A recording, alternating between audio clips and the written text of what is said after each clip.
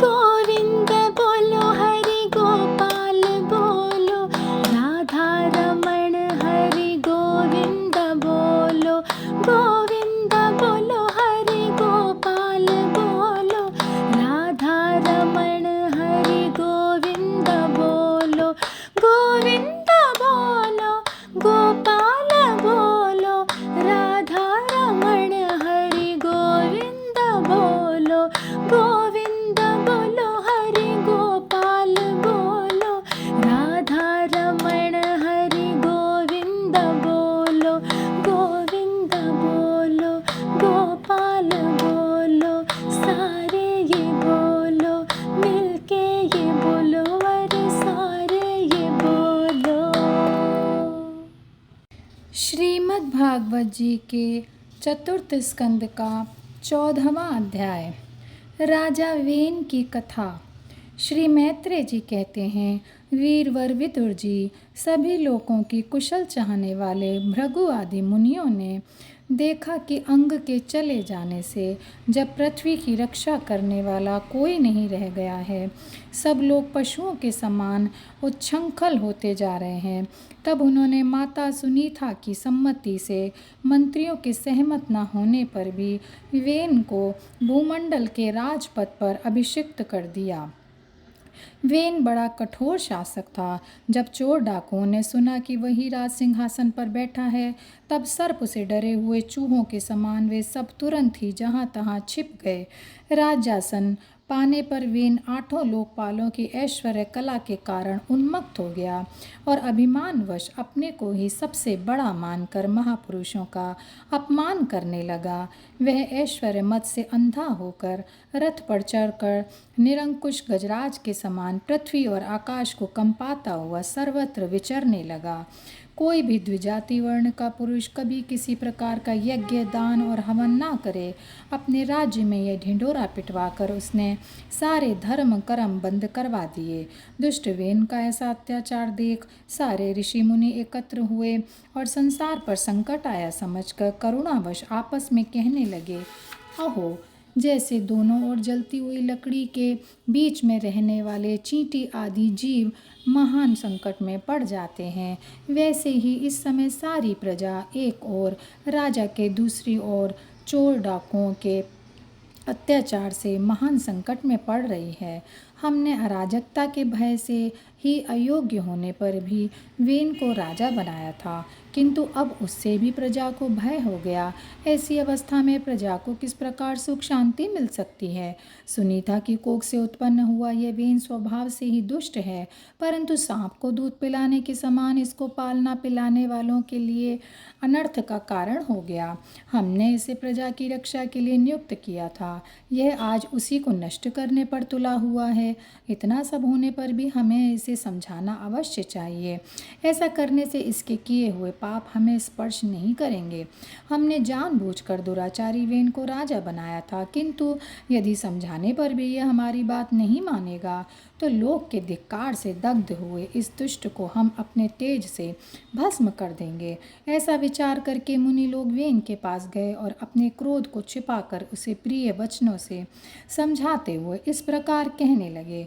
मुनियों ने कहा, राजन, हम आपसे जो बात कहते हैं उस पर ध्यान दीजिए, उससे आपकी आयु, श्री, बल और कीर्ति की वृद्धि होगी। तात, यदि मनुष्य मन, वाणी, शरीर और बुद्धि से धर्म का आचरण करे तो उसे स्वर्ग आदि शोक रहित लोकों की प्राप्ति होती है। यदि उसका निष्काम भाव हो तब तो वही धर्म उसे अनंत मोक्ष पद पर पहुंचा देता है। इसलिए वीरवर, प्रजा का कल्याण रूप यह धर्म आपके कारण नष्ट नहीं होना चाहिए। धर्म के नष्ट होने से राजा भी ऐश्वर्य से च्युत हो जाता है। जो राजा दुष्ट मंत्री और चोर आदि से अपनी प्रजा की रक्षा करते हुए न्यायानुकूल कर लेता है, वह इस लोक में और परलोक में दोनों जगह सुख पाता है। जिसके राज्य अथवा नगर में वर्णाश्रम धर्मों का पालन करने वाले पुरुष स्वधर्म पालन के द्वारा भगवान यज्ञ पुरुष की आराधना करते हैं, महाभाग, अपनी आज्ञा का पालन करने वाले वाले उस राजा से भगवान प्रसन्न रहते हैं, क्योंकि वे ही सारे विश्व की आत्मा तथा संपूर्ण भूतों के रक्षक हैं। भगवान ब्रह्मादि जगदीश्वरों के भी ईश्वर हैं। उनके प्रसन्न होने पर कोई भी वस्तु दुर्लभ नहीं रह जाती। तभी तो इंद्रादि लोकपालों के सहित समस्त लोग उन्हें बड़े आदर से पूजोपहार समर्पण करते हैं। राजन, भगवान श्री हरि समस्त लोकपाल और यज्ञों के नियंता हैं। वे वेदत्रयी रूप, द्रव्य रूप और तपह स्वरूप हैं। इसलिए आपके जो देशवासी आपकी उन्नति के लिए अनेक प्रकार के यज्ञों से भगवान का यजन करते हैं, आपको उनके अनुकूल ही रहना चाहिए।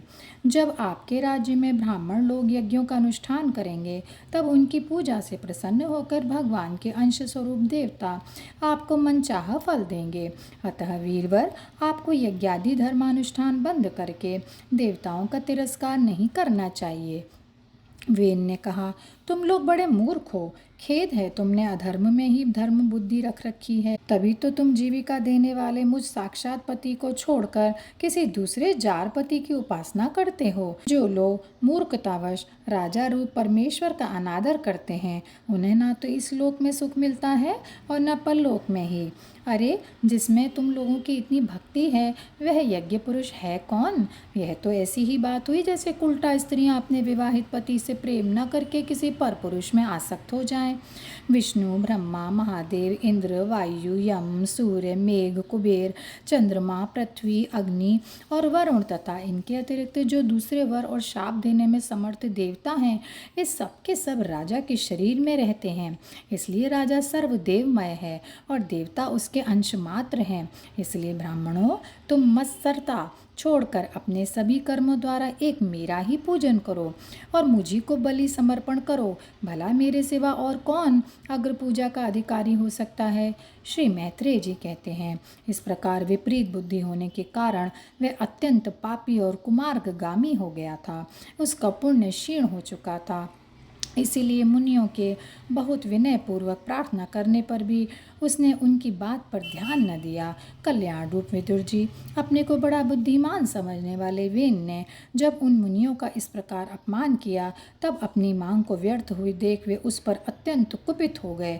मार डालो, इस स्वभाव से ही इस दुष्ट पापी को मार डालो। यदि यह जीता रह गया तो कुछ ही दिनों में संसार को अवश्य भस्म कर डालेगा। यह दुराचारी किसी प्रकार राज सिंहासन के योग्य नहीं है, क्योंकि ये निर्लज्ज साक्षात यज्ञपति श्री विष्णु भगवान की निंदा करता है। अहो, जिनकी कृपा से इसे ऐसा ऐश्वर्य मिला, उन श्रीहरि की निंदा अभागे वेन को छोड़कर और कौन कर सकता है?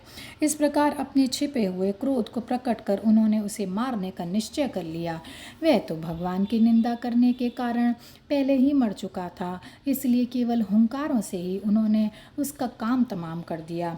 जब मुनिगण अपने अपने आश्रमों को चले गए, तब इधर वेन की शोकाकुला माता सुनीता मंत्रादि के बल से तथा अन्य युक्तियों से अपने पुत्र के शव की रक्षा करने लगी। एक दिन वे मुनिगण सरस्वती के पवित्र जल में स्नान कर अग्निहोत्र से निवृत्त हो नदी के तीर पर बैठे हुए हरि चर्चा कर रहे थे। उन दिनों लोकों में आतंक फैलाने वाले बहुत से उपद्रव होते देखकर वे आपस में कहने लगे, आजकल पृथ्वी का कोई रक्षक नहीं है, इसलिए चोर डाकुओं के कारण उसका कुछ अमंगल तो नहीं होने वाला है।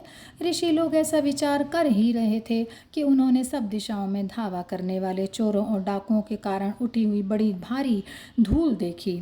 देखते ही वे समझ गए कि राजा वेन के मर जाने के कारण देश में अराजकता फैल गई है, राज्य शक्तिहीन हो गया है और चोर डाकू बढ़ गए हैं।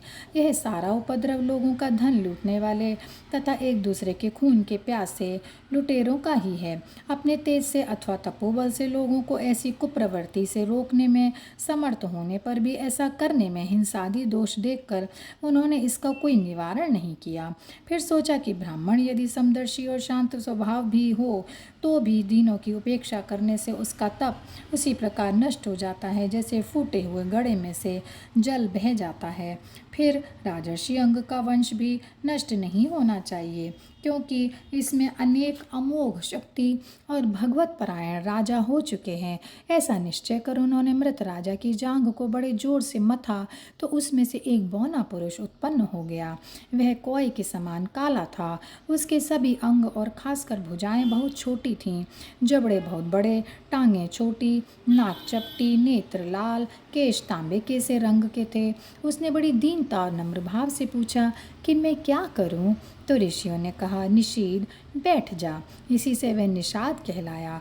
उसने जन्म लेते ही राजा वेन के भयंकर पापों को अपने ऊपर ले लिया, इसीलिए उसके वंशधर नैषाद भी हिंसा, लूटपाट आदि पाप कर्मों में रत रहते हैं। अतः वे गांव और नगर में न टिककर वन और पर्वतों में ही निवास करते हैं। और यहीं पर यह अध्याय समाप्त होता है। जय श्री कृष्णा, जय श्री कृष्णा, जय श्री कृष्णा।